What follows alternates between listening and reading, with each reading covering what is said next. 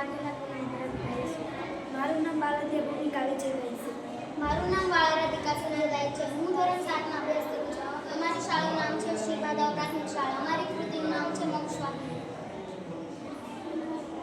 મોટા શહેરોમાં મકાન ઓછા અને ફ્લેટ વધુ બને છે. ફ્લેટ પણ 8-10 માળના હોય છે. આવા ફ્લેટમાં કોઈ સ્વજનનું મૃત્યુ થાય તો તેને ઉપરથી નીચે લાવવા મુશ્કેલ બને છે. દાદરા ઊંધી અને લિફ્ટ સાંકડી હોય છે. માટે તેમની વિધિ નીચે પાર્કિંગમાં કરવી પડે છે. આના નિવારણ માટે અમે બનાવ્યું છે મોક્ષવાહિની, આના ઉપયોગમાંથી આપણે સ્વજનની વિધિ ઘરમાં કરી શકાય છે. જે તમને ડેમો આપી સમજાય. માની લો કે કોઈ સ્વજનનું મૃત્યુ ત્રીજા માળે થયું છે.